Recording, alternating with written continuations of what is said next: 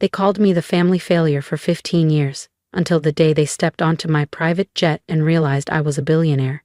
Subscribe for more stories where the underestimated rise and the tables finally turn. The invitation to the annual Thompson family barbecue sat unopened on my marble kitchen counter, the bold red script catching the glow of the Arizona sunrise through my glass walls. After 15 years of silence, distance, and deliberate invisibility, it was all about to unravel. And not because I wanted it to. I glanced at my phone, rereading the headline that changed everything. Forbes 30 Under 40, Leah Thompson's virtual design empire, valued at $4.1 billion. The article drops tomorrow, 2 days before the reunion. So much for staying under the radar. "Miss Thompson?" My assistant's voice came through the intercom. "Your brother Chris is on line 1. Again? Of course. He'd been calling ever since the media blast hit. I sighed and picked up. "Hi, Chris." "What the hell, Leah?" he barked. "I just got off the phone with CNBC. CNBC? They asked me how it feels to be the brother of a billionaire. You want to explain something to me?" I stared out at the desert skyline from my Scottsdale penthouse. "Guess you'll find out with everyone else." "Cut the crap," his voice sharpened. "You let us believe you were broke for years. Mom thought you were couch surfing." "Worried, were they?" I said, half laughing. "You mean all those lectures about how I was throwing away my future? The sarcasm? The helpful suggestions to go work for Uncle Mark's insurance agency? They were just trying to help." "No, they were trying to mold me. And you let them." Silence. "Chris, the golden child. Harvard, MBA, joined Dad's accounting firm at 23. Never question anything." "How long, Leah?" he finally asked. I walked over to the balcony, watching one of my 3 Teslas pull into the driveway below. "Remember when I moved into that rundown apartment near Tempe?" Chris paused. "Yeah, when you started that 3D art stuff. That was 15 years ago." He didn't say anything else, and he didn't have to. "That's right," I said aloud to no one, smirking. Everyone thought I was insane for tossing aside a finance degree to play with graphics, as Dad used to say. But what none of you knew was that I'd already sold my first VR sculpture collection for $60,000. $60,000? Back then? Chris had sounded stunned earlier. "Yup, and 6 months later I sold another batch for $200,000. By the time Dad was announcing over Christmas dinner that I was just figuring things out, I had already passed the $1 million mark." I could picture Chris now, eyes squinting doing the math. "But you still borrowed money from Mom and Dad for rent. You drove that beat-up Civic until last year." I actually laughed. "I never borrowed money, Chris. I asked them to invest. In me, in my company. They refused." Loudly. "And that Civic? A choice. Just like this Scottsdale penthouse. And the Gulfstream G700 parked at a private hangar downtown." "Private jet?" he had whispered, voice cracking. How rich are you exactly?" I could hear the disbelief cracking through his carefully composed tone. I thought back to all those dinners where I was the invisible one, the sweet but broke sibling. Our youngest Tessa used to theatrically cover the bill, sighing about how tough things must be for me. "Forbes will print $7.2 billion, I'd said, "but that's modest. The real figure is closer to 10. The sound Chris made was somewhere between a gasp and a small scream. "I've got to jump into a board meeting," I'd added casually. "See you at the reunion." Click. I turned toward the intercom. "Samantha, is everything ready?" "Yes, Miss Thompson," she said. "Jet is fueled. Rolls-Royce fleet is scheduled to pick up each family member. The venue has been secured, private island confirmed, and all NDAs are signed." Perfect. I picked up the reunion invitation again. For 15 years, I'd let them box me in. The weird one, the dreamer, the financial disappointment. But this time they'd see the real me. My phone buzzed. "Tessa, OMG Leah, this Forbes thing, tell me it's a prank. What is going on?" I smiled and left her on read. Funny how the quiet ones always surprise them. Tessa, who loved to brag about how she made it in corporate America while her artsy older sister was still finding herself. The intercom buzzed again. Ms. Thompson? Both your parents are on the line. I didn't miss a beat. Tell them I'm in a meeting. I glanced at my Cartier watch. And Samantha? Call the helipad. I think I'll take the chopper to the board meeting today. As I gathered my things, tablet, sunglasses, notes for the next pitch deck, my mind drifted back to the day everything changed, the day I decided to keep my success a secret. 15 years earlier. 3D design isn't real art, Leah, Dad had scoffed across the dinner table. And this crypto art thing, he added, eyes narrowed, it's a scam. No one in their right mind is going to pay for computer-generated nonsense. I was 22, fresh out of Wharton, sitting at Sunday dinner in my parents' Phoenix estate trying to explain a vision they didn't want to hear. They hadn't paid for an Ivy League education so I could play with pixels. Actually, Dad, I just sold my first collection for enough, he snapped, cutting me off. You either come work at the firm like we planned or you're on your own. No support, no safety net, just a cold cut-off. My mother gave me her trademark patronizing smile, reaching across the table to pat my hand. Ugh, honey, we're just worried. You need structure, something stable, a real career. I looked around the table. Dad's stern glare, Mom's polite pity, Chris's silence, and Tessa's smirk. That was the moment. I didn't tell them about the $50,000 I'd already made, or the 3 immersive galleries courting me, or the venture capital firms emailing me daily. You're right, I said, standing. I'll figure it out on my own. 2 weeks later, I moved into a shoebox studio in Tempe. They assumed I was broke, too stubborn to ask for help, but I was quietly building a digital empire. Year 1. Brutal. 18-hour days, code art, networking, sleepless ambition. My first major collection, Neon Syntax, sold out in 6 hours. Total earnings? $1,200,000. I reinvested every cent, hired engineers, built platforms, revolutionized what digital ownership meant. But every time I visited home, same Civic, faded jeans, quiet smile. Let me help with rent, Mom would say. No thanks, I'd reply. I'm doing just fine. And I was more than fine. By the end of that first year, my network had crossed $10 million. By year 3, I'd quietly passed $100 million. But to my family, I was still just Leah, the idealistic sister who wasted her potential. Now, 15 years later, as I stepped into my private helicopter on the roof of my Scottsdale building, I thought about how the little white lie had grown into a billion-dollar secret. And in 2 days, everything would change. My phone buzzed again, a text from Dad. We need to talk. I smirked and turned off the phone. He'd have to wait. After 15 years of condescending comments and backhanded concern, they were finally about to learn the truth, and I was going to make sure they never forgot it. The Forbes article dropped at exactly 6 a.m. ST. I was already up, black coffee in hand, laptop open in my sleek home office, a wall of monitors lighting up with chaos in real time. Digital art disruptor. How Leah Thompson quietly built a $10 billion empire. Right under the headline, a photo I personally approved, me in front of my best-selling VR gallery, wearing a custom couture outfit worth more than Tessa's annual salary. The article didn't just reveal my wealth, it mapped out the empire I'd built in silence, the tech platforms, the partnerships, the auctions, the investors. My phone erupted. Tessa, wait, is this real? $10 B?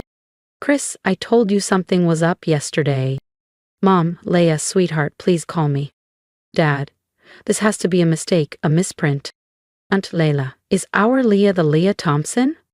I muted the chat and checked my inbox. Dozens of interview requests, investment pitches, TED Talk invites. But one email stood out, from my dad's longtime business partner, Martin Delgado. Leah, I believe there may be strategic value in exploring synergies between Thompson Interactive and Delgado Capital. I understand your father may have had past reservations, but I assure you we're open to evolving. I actually laughed out loud. 3 years ago, I pitched them a collaboration. Martin looked me dead in the eye and said, "We don't gamble on internet gimmicks." My intercom buzzed. Ms. Thompson, your mother is in the lobby. She's quite insistent. I pulled up the security feed. There she was, Elaine Thompson, impeccable as ever in her tailored Chanel, arguing with security like her life depended on it. Let her up, I sighed. Time to face the first ripple of the storm. Overlooking the Arizona mountains, sunlight pouring through glass walls, and a Keith Haring original hanging behind me, worth more than my parents' entire house. Leah, my mother whispered, her voice shaking as she stepped fully into the penthouse. What is all this? This is my real home, Mom, I said calmly, handing her a steaming cup of coffee, not the modest little condo I keep for family drop-ins. She wandered toward the floor-to-ceiling windows, her heels echoing against polished marble floors. But how? When? How long have you been living like this? 15 years, I replied, leaning on the kitchen island. Since the night you and Dad said digital art was a phase, something no one would ever take seriously. She turned slowly, her perfectly done-up face now clouded with confusion. And something else I couldn't quite place. But we saw you struggling. The tiny apartment, that old Civic asking for rent help. I gave a dry smile. I never asked for rent help. I asked you both to invest in my company. There's a difference. And the apartment, the car, all part of the illusion. I played the role you believed, the broke dreamer, the lost one. That was the only version of me you ever accepted. Her lips parted in disbelief. You lied to us, Leah, for 15 years. No, I said quietly. I just didn't correct the story you all chose to believe. You were so sure I was failing, you never looked deeper. She sank slowly into one of my custom leather chairs, her posture collapsing. For the first time in years, she looked her age. Does anyone else know? Just Chris, I said. He found out when the press release went out. I think he tried to warn you. She nodded. He called. Your father said it must be a mistake, some other Leah Thompson. I walked to my desk and handed her a folder. Here's the proposal I gave Dad 3 years ago. If he'd invested the $1 million I asked for, his share would be worth over $100 million today. Her hands trembled. He said you were looking for a handout, she whispered, that your art had failed. And you believed him. She didn't answer. Did any of you ever come to one of my exhibits? Google my name. Nothing. I turned back to the window, watching the city buzz below. The family reunion's still on, by the way, but I changed the location. I bought out the entire resort, too public. Everyone will be picked up by Rolls-Royces, flown on my jet, and we'll be celebrating on my private island. Your island, my mother echoed, her voice barely above a whisper. In the Caribbean, I said casually. I bought it last year after closing my first billion-dollar deal. I turned to face her fully. And Mom? This time, I won't be the quiet one sitting through dinner while everyone lists their promotions and new real estate deals. I've got some things to say too. She stood up slowly, smoothing her silk skirt with trembling hands. Your father? When he sees all of this? Her voice faltered. He'll have no choice but to admit it. That his daughter, his artist phase daughter, built something bigger than anything in the Thompson legacy. I smiled gently. And Mom? That's just the beginning. I walked her to the elevator, pausing just before the doors opened. Oh, and one more thing. Remember that Bentley you've always wanted? The one Dad says is too impractical? She looked at me, puzzled. I bought 3 of them last month, I said with a shrug. Just because I could. The doors slid closed on her stunned expression. As soon as she was gone, I hit the intercom. Samantha, is everything in place for the reunion? Yes, Miss Thompson, she replied smoothly. Island staff are fully briefed. Each guest will receive a personalized folder documenting every investment offer they declined over the years, along with current valuations. The video timeline of your achievements is finalized and queued for the welcome dinner. Excellent. I picked up my phone, opened the family group chat, and typed a single message. Looking forward to seeing everyone at the reunion. Dress appropriately for a private island. Transportation will be provided. Then, I refreshed the stock dashboard on my laptop. My company's value had surged since the Forbes article hit. Another $1 billion added to my net worth before sunrise. I thought of my father, probably in his office right now, trying to process how the daughter he dismissed had quietly become one of the wealthiest women in America. I thought of Tessa, still bragging about her six-figure salary and Hampton's beach house, blissfully unaware I could buy her entire life with a week's interest. This reunion? It was going to be unforgettable. My phone buzzed again, a message from Dad. "We need to talk before the reunion. Some things are better discussed privately." I typed back. "Everything will be discussed at the reunion, Dad. Isn't that what reunions are for, sharing our accomplishments?" Then, I called Samantha once more.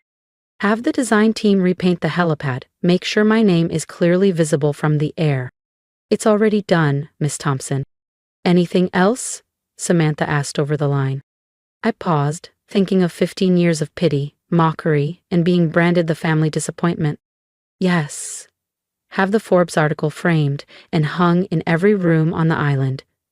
I want it to be the first thing they see, no matter where they turn." As I ended the call, I caught my reflection in the glass. Calm, confident, wealthy beyond imagination, and finally ready to show them all who I really was. The countdown was over. The morning of the Thompson family reunion arrived clear and bright. I stood on the private runway of my Scottsdale airfield, watching as 3 black Rolls-Royces pulled in one after another. They had arrived. The doors opened. First came my father, still upright, still sharp-eyed, but his confidence dimmed. My mother followed, more subdued than usual after our conversation days earlier. Chris, Tessa, and a wave of aunts, uncles, and cousins trailed behind, their faces full of disbelief and veiled judgment.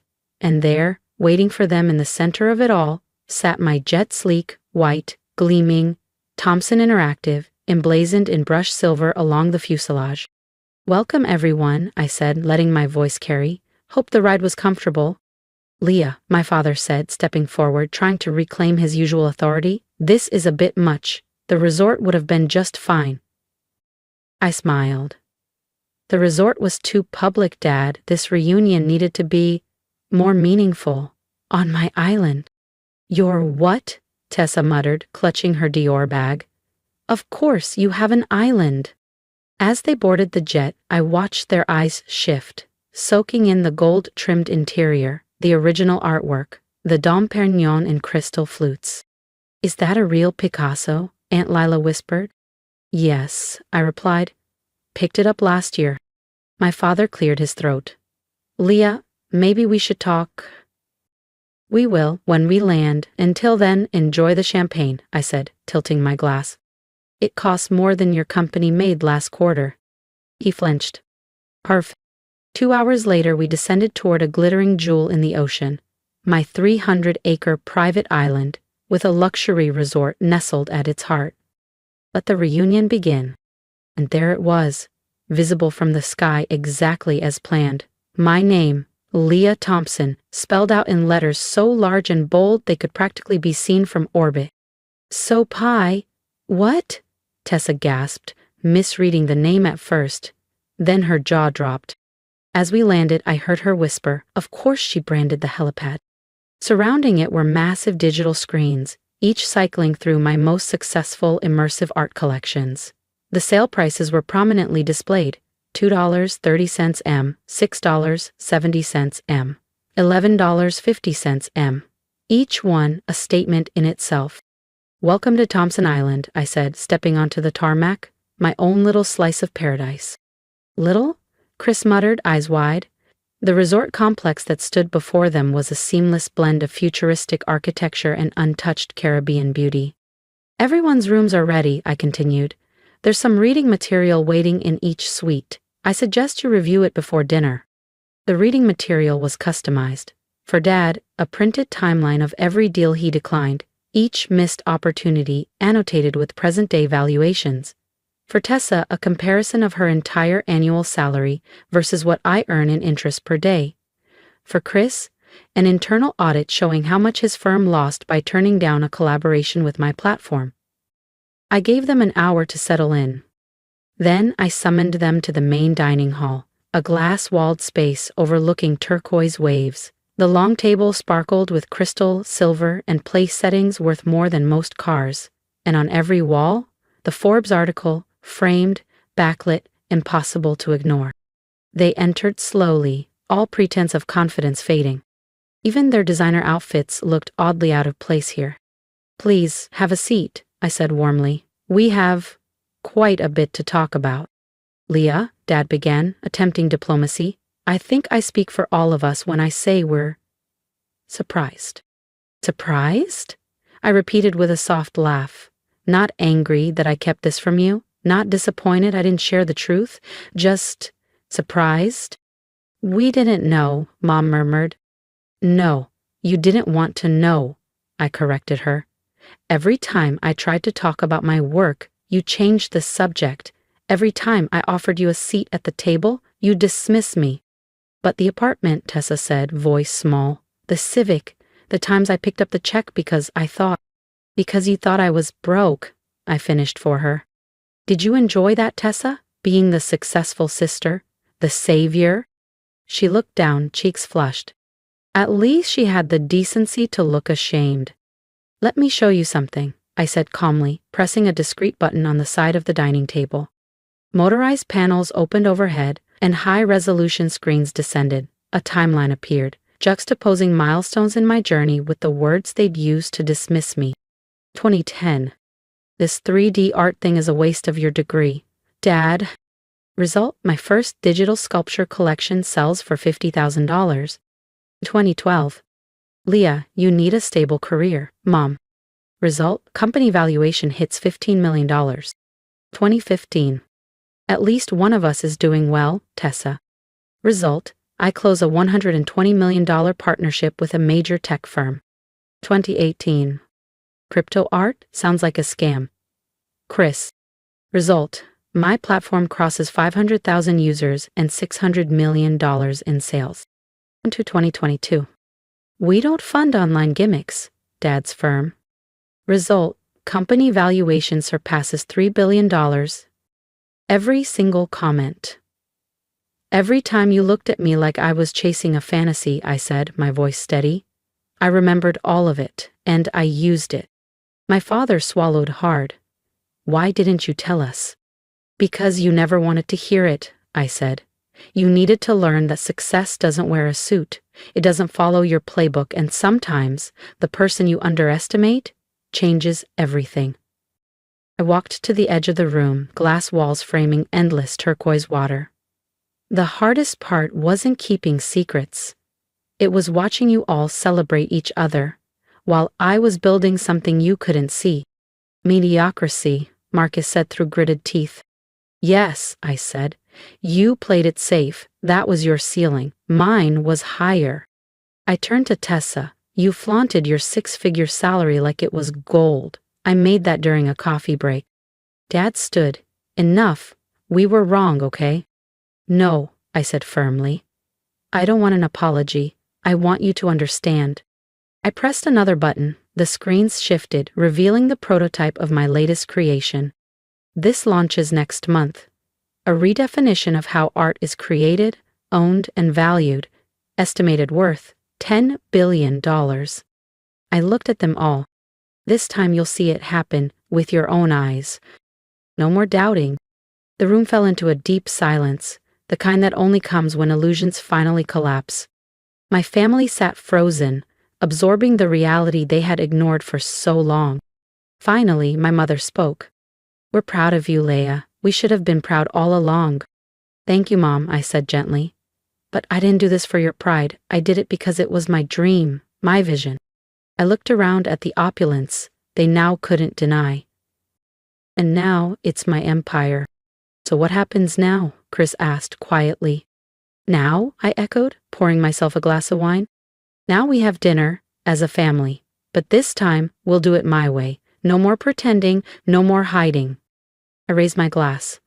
"To the truth." Finally. One by one they lifted their glasses.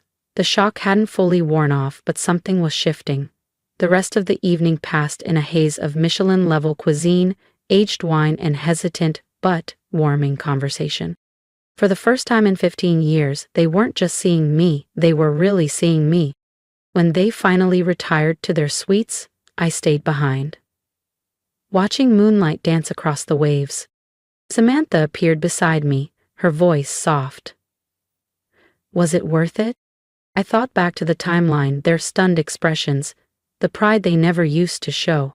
Yes, I said, but not for the reasons I thought.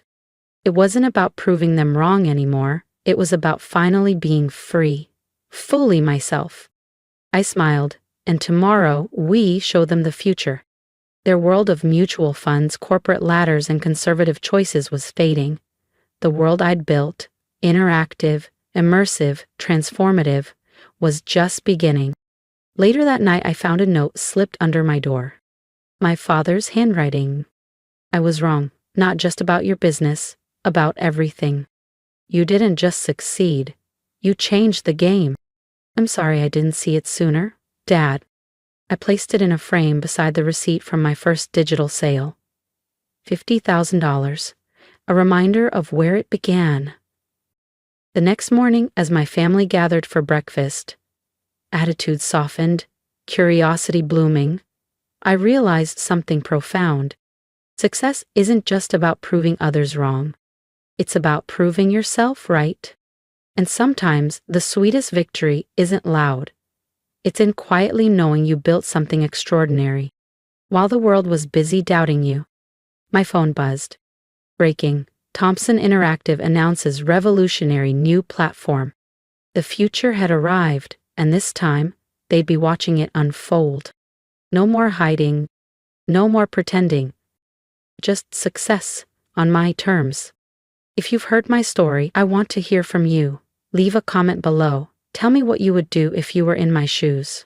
Would you keep going, even when your family didn't believe in you? Would you stay silent? Or make the world listen when the time is right? Your support means more than you think. Share this video if you believe in second chances, in building something powerful even when no one is watching. And don't forget to subscribe, because this isn't just my story. It's for anyone who's ever been doubted, dismissed, or underestimated. And if you're chasing a dream right now, keep going. People may laugh, they may doubt you, they may call you crazy. Let them. Let their doubts fuel your drive. Build quietly, grow, and when the time comes, let the results speak for themselves. You don't owe anyone an explanation for your vision, but someday you owe it to yourself to prove you were right all along. Because success, it's not about shouting the loudest. It's about being undeniable. Now, tell me below, what dream are you unwilling to let go of?